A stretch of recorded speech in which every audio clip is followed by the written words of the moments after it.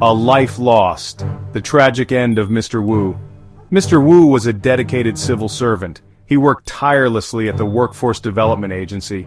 His job was managing an employment services system. The system was deeply flawed. It created an impossible workload. Mr. Wu was drowning in overtime. He was frustrated. He felt trapped. Then, the unthinkable happened. On November 4th, 2024, Mr. Wu was found dead. His lifeless body was discovered in his office. The Executive Yuan's Xinjiang Joint Office Tower became a crime scene. A tragic end for a man who dedicated his life to public service.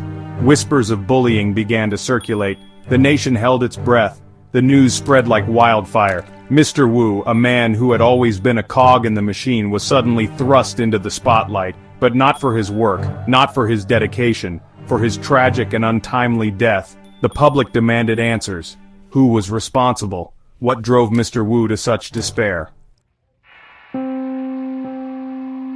The bullying allegations, a toxic work environment. Fingers pointed to one person, Xie Yizheng. She was Mr. Wu's supervisor, the head of the WDA's Northern Regional Office. Social media exploded. Threads were filled with accusations. They painted a picture of a toxic workplace, a place where Xie ruled with an iron fist. The investigation began. Deputy Minister of Labor Su Chuansheng led the charge. The truth, they hoped, would come out.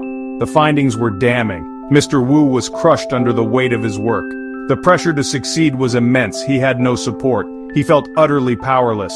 Xie's management style came under fire. It wasn't deemed directly responsible, but the damage was done. She received two major demerits. She was dismissed from her position, demoted to a non-supervisory role, made an example of. The nation responds, outrage, and calls for justice. The nation was outraged. How could this happen? How could a dedicated public servant be driven to his death? The government scrambled to respond. Apologies were issued, promises were made. But it wasn't enough. Premier Zhou Zhengtai expressed his sorrow. President Lai Ching-te called for change. The case was sent to the judiciary. The legislature demanded investigations. The ministry vowed to review its practices. But the anger remained. The Batia Alliance took to the streets.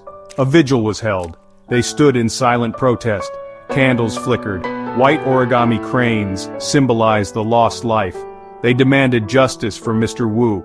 They demanded an end to workplace bullying. Their voices rose in unison. They would not be silenced. Lessons learned.